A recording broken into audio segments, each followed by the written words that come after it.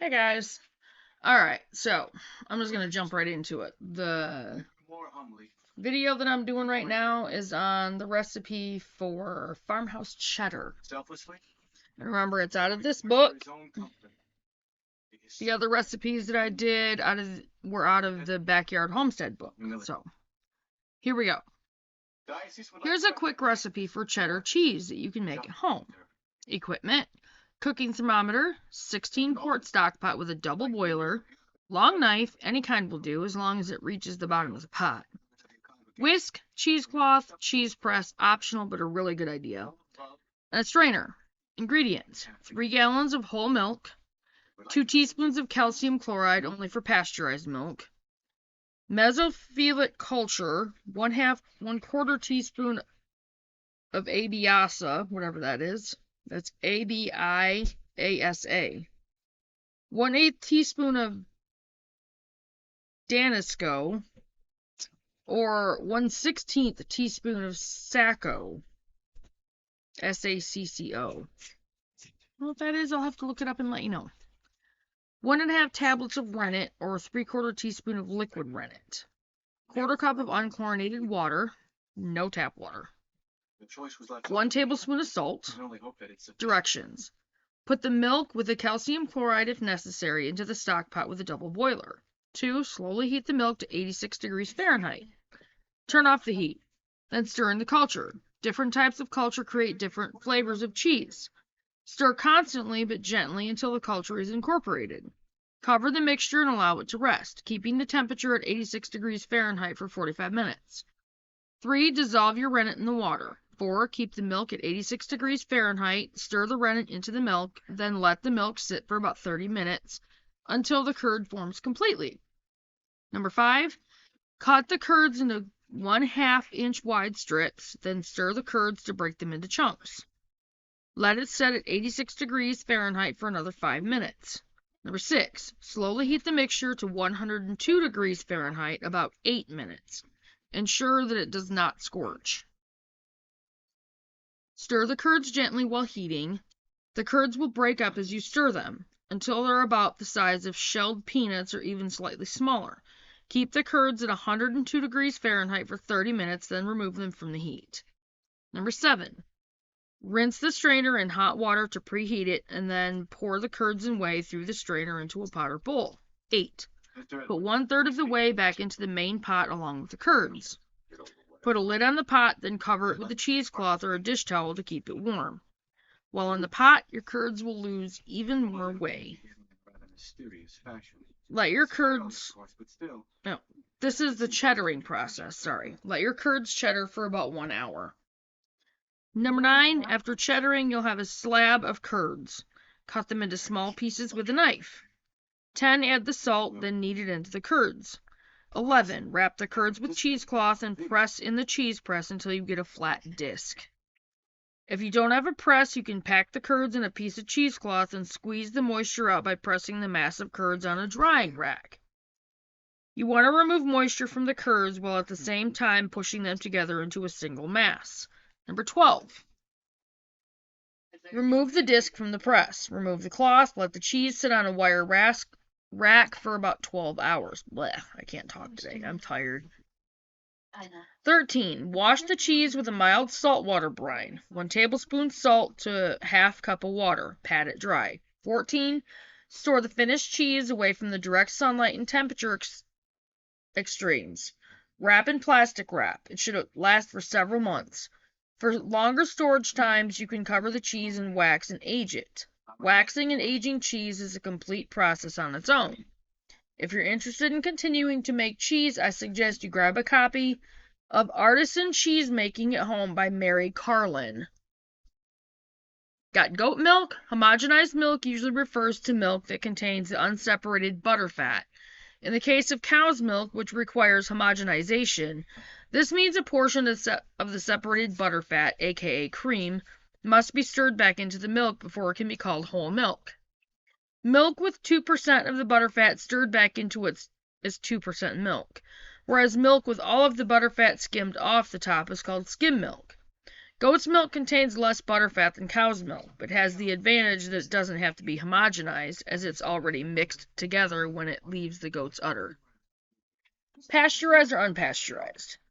Whether you use pasteurized or unpasteurized milk for cheese is up to you. Unpasteurized milk separates better, but it isn't allowed to be used in cheese unless that's sold to the public. Ultra-pasteurized milk is completely unsuitable for cheese making, as no amount of sodium chloride is going to make that material break into curds and whey. And it's not healthy, because it's extremely pasteurized, and you don't want that. The next video is going to be on the yogurt and the marble method for making butter.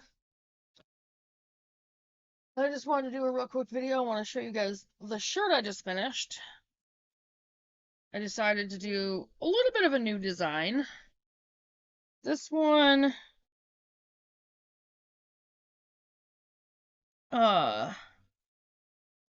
this, I can't even hardly show it. It says grow food, eat healthy. Grow food, eat healthy, yeah. And then it's got the barn on it, which is over here. And then the cabin, which I did the cabin in different colors this time.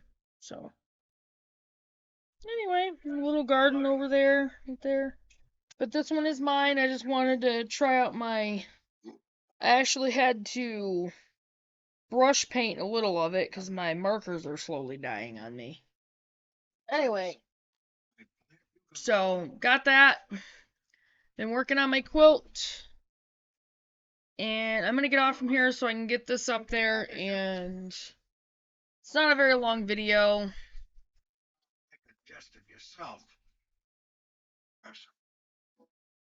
This is something. Next chapter is on fermentation, guys.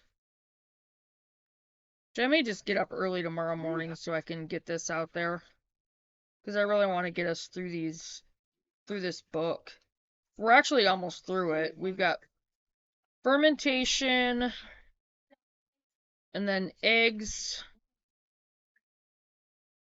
and then the basics of baking, which is on pita bread, like different breads. Pita bread, sourdough starter, which I might try their recipe in here, and then cornbread, section 6 lifestyle, and then that's children, and chapter 20. 21 is community. 22 is marking time. And conclusion. And then a couple of the appendices, so we're getting there. Oh, my nose itches. But anyway, so thank you to the new subscribers. And just to let you guys know, we are Faith First Farm and Homestead. We have 5.41 acres down here in Oklahoma. We moved down here a little over a year and a half ago from Michigan.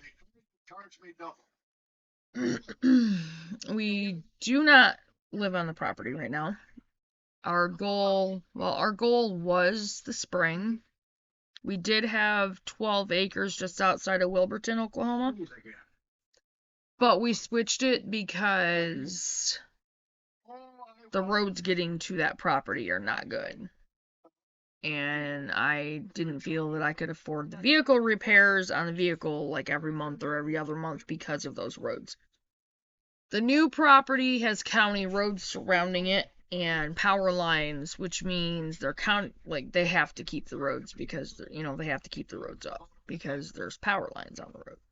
So, and I mean it's 4 hours away, but our goal is we have to move in October, so. But we're getting things figured out, and we're going to work through the winter on building up garden beds and that kind of thing, and probably time I do another video outlining our plans and that kind of thing for the property, but once I get that all figured out, I'll go ahead and do a video on that again, so. But trying to think. I've shouted enough at that lazy, no good friend of mine. Don't really have time to go over everything right now, but you guys go through and watch our videos and leave comments and, ask questions, and I'm more than happy to answer questions and that kind of thing. So, I'm in the process of switching, starting to do more stuff at home and making more things. Like, I'm working on a quilt with hand sewing a quilt. And I do have a job. I work at Easy Mart down here in Wilburton, Oklahoma.